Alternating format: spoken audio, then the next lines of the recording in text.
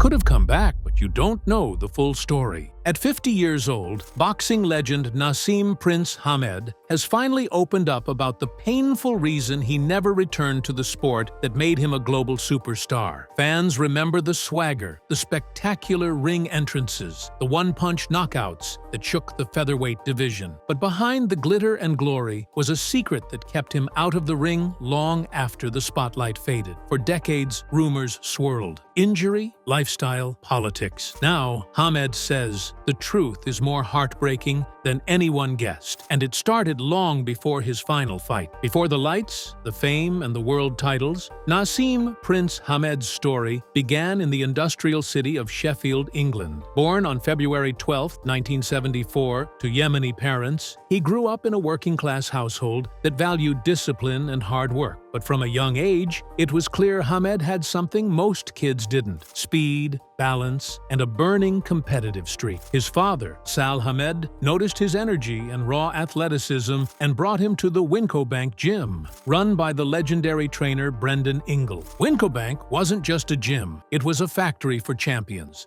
But even in that environment, the young Hamed stood out. He was tiny for his age, but he had reflexes that seemed superhuman and a fearlessness in sparring sessions that made older, heavier boys wary. Brendan Ingle quickly saw his potential and began crafting an unorthodox style for him. Hands down, elusive head movement, tricky footwork, and punches thrown from impossible angles. By the time he was in his teens, Hamed was already dominating the amateur scene. He combined blinding hand speed with showmanship rarely seen in British boxing. He didn't just want to win, he wanted to embarrass opponents, make them miss by inches, and then punish them with power that was shocking for his size. Coaches and boxing insiders started whispering that Sheffield had a future world champion in its midst. That confidence, bordering on arrogance, became his trademark. Even at a young age, Hamed would predict how and when he would stop his opponents. The swagger didn't come from nowhere. It was backed by results. He tore through the amateur ranks, collecting regional and national honors before turning professional at just 18 years old. From day one as a pro, it was clear Prince Naseem wasn't going to be just another British boxer grinding his way through small hall shows. He was flashy, fearless, and ferociously talented, a package that would take him to global stardom. But those same qualities would also plant the seeds of future pressure. The burden of maintaining not just an undefeated record, but an undefeated aura. When Naseem Hamed turned professional in 1992, the boxing world barely knew his name. Within 3 years, they wouldn't be able to ignore it. Fighting in the featherweight division, Hamed brought a swagger to the ring that Britain had never seen before. Every fight became an event. He walked out to the ring on flying carpets, danced to the music, and played to the crowd.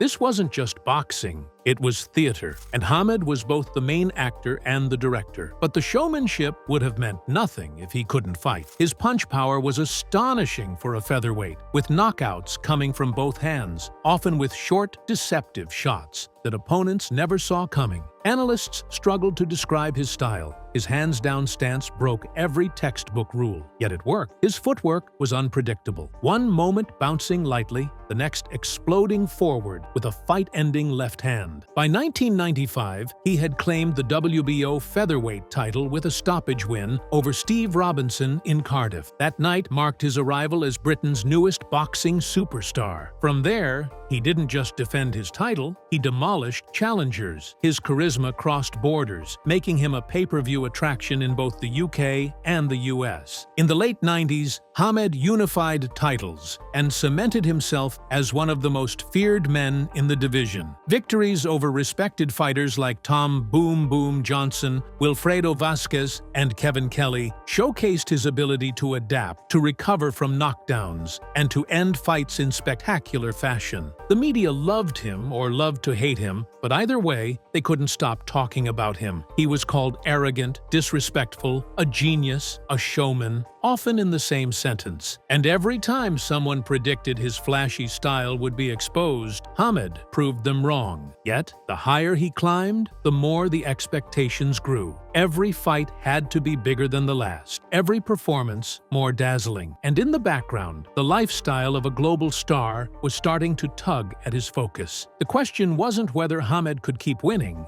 it was how long he could sustain the physical and mental demands of being Prince Naseem. By early 2001, Naseem Hamed was undefeated at 35-0 and had become a cultural icon in boxing. But in April of that year, he faced a challenge unlike any before: Mexico's Marco Antonio Barrera. This wasn't just another title defense, it was billed as a super fight. Barrera was a battle-hardened technician, and the matchup was one the boxing world had been waiting for. The build-up was classic Hamed: bold predictions, taunts, and a promise to knock Barrera out. The fight took place in Las Vegas under the bright lights, broadcast to millions around the world. But from the opening bell, something felt different. Barrera wasn't intimidated. He neutralized Hamed's angles, disrupted his rhythm, and forced him into uncomfortable positions. Hamed, known for his speed and reflexes, found himself struggling to land clean shots. Barrera's game plan was flawless: control distance, counter with precision, and avoid falling into the traps that had undone so many before him. By the middle rounds, it was clear that the fight wasn't going Hamed's way. Then came a moment that would be replayed endlessly: Barrera grabbing Hamed by the head and driving him into a corner post in a move that was more wrestling than boxing. It was symbolic: the untouchable prince being physically humbled on the biggest stage of his career. The fight went the distance, but the decision was unanimous in Barrera's favor. For the first time in his career, Naseem Hamed walked away without his unbeaten record and without the aura of invincibility that had defined him. In the weeks and months after, whispers emerged about his training camp leading into the fight. Insiders claimed he had cut corners, spent too much time on media obligations, and underestimated the Mexican veteran. Hamed himself offered few excuses publicly, but privately, those close to him said the loss shook him to his core. It wasn't just the defeat, it was the realization that the body and style that had carried him so far could be neutralized. The Barrera fight didn't just mark the end of Hamed's undefeated record, it marked the beginning of the end of his career. And, as fans would later learn, it was also the first sign of a much deeper issue, one that would eventually force him out of the sport altogether. After the Barrera loss, Naseem Hamed stepped away from the ring for an extended break. For a man who had fought multiple times a year, the silence was striking. More than 12 months passed before he returned, and when he did, it was in a fight that would surprise many: a 2002 bout against Spain's Manuel Calvo. It was supposed to be a triumphant return, a reset. The opponent was solid, but not a superstar, the kind of fighter Hamed would have dismantled with ease during his prime. The night itself, however, felt different from the start. Gone were the elaborate ring walks and elaborate theatrics. Hamed walked to the ring without his usual over-the-top bravado. The fight, while it ended in a unanimous decision for Hamed, was anything but electric. He looked cautious, perhaps even tentative. The speed and snap that had once dazzled seemed muted. Fans and commentators noticed. In the post-fight interview, Hamed offered polite thanks, but gave no indication of his next move. There was no talk of a rematch with Barrera or a unification fight with other featherweight champions. He simply disappeared from competition, and this time, it wasn't a temporary break. He never fought again. The lack of explanation left fans and the media to speculate endlessly. Some pointed to a loss of hunger after amassing a fortune and global fame.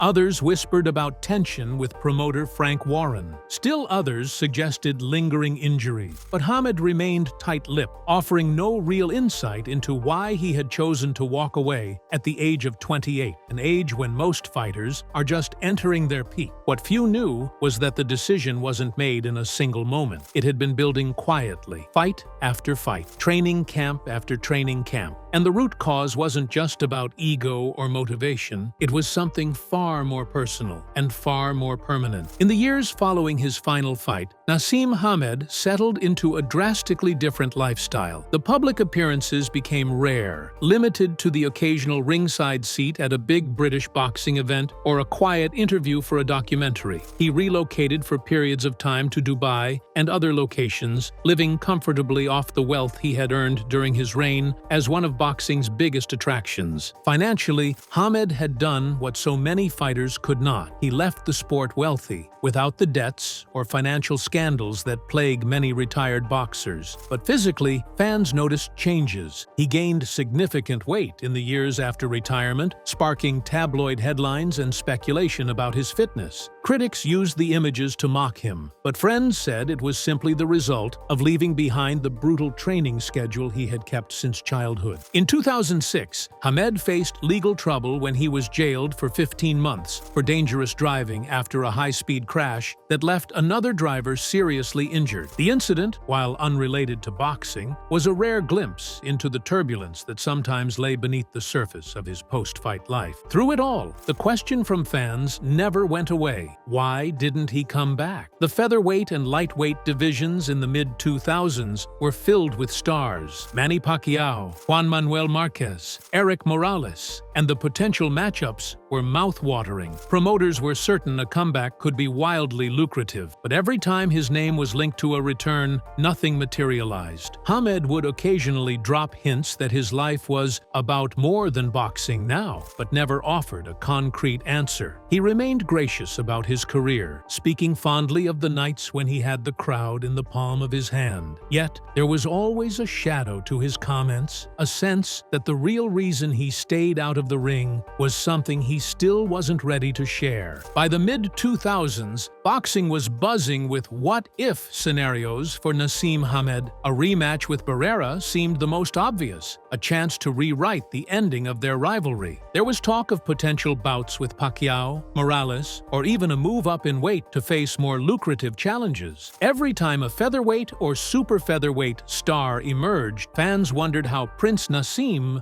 would have fared. Promoters reportedly approached him with multi-million-pound offers for big fights. In some cases, negotiations advanced far enough that venues and broadcast partners were discussed. But just when a deal seemed within reach, Hamed's side would back away. Publicly, no one gave a clear reason. Behind the scenes, there were whispers, and they all pointed in the same direction. Some said Hamed was dealing with recurring problems in his hands, the same hands that had delivered so many spectacular knockouts. It wasn't just soreness from training. It was deep, persistent pain that never truly went away. Others suggested that psychologically, the Barrera loss had shifted something inside him, making him reluctant to risk another humbling defeat. Former sparring partners noticed changes too. In gym sessions, Hamed was said to limit his work on the heavy bag. He often avoided throwing full-power shots for extended periods, focusing instead on footwork and shadow boxing. At times, he would leave the gym early, quietly massaging his wrists or icing his knuckles. The pieces were there for anyone paying attention, but the complete picture wouldn't emerge for years. Because while fans debated whether it was pride, motivation, or politics keeping Hamed out of the ring, the truth was something far more physical and far more permanent. And it was the kind of injury that no amount of money, willpower, or fame could fix. As the dust settled from Naseem Hamed's shocking loss to Marco Antonio Barrera, another storm began brewing behind the scenes, one that would prove just as damaging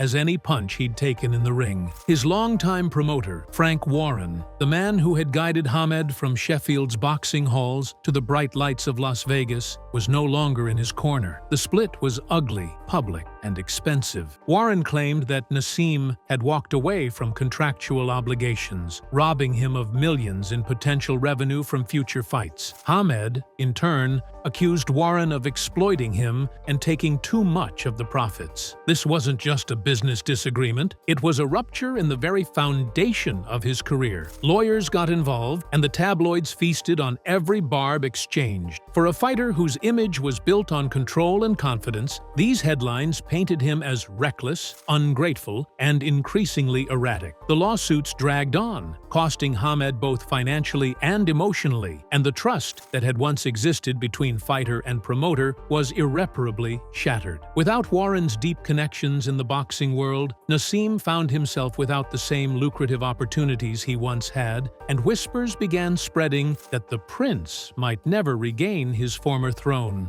Even fans who had once worshipped his flamboyance began to wonder, was this the beginning of the end? The very persona that had made him a superstar was now being used against him in court, and Hamed's once dominant empire began to feel fragile. After months of silence and speculation, Naseem Hamed finally announced his return to the ring in 2002. But instead of stepping back into the spotlight with a statement victory over a major name, he chose an opponent that left many scratching their heads: Spanish fighter Manuel Calvo. To casual fans, Calvo was unknown. To insiders, he was respected, but far from the elite competition Hamed had once thrived against. On paper, this should have been an easy win, a comeback showcase. Instead, it turned into a sobering reminder that time and inactivity can erode even the sharpest skills. Hamed still had flashes of brilliance, his footwork still drew applause, his power still threatened, but the speed,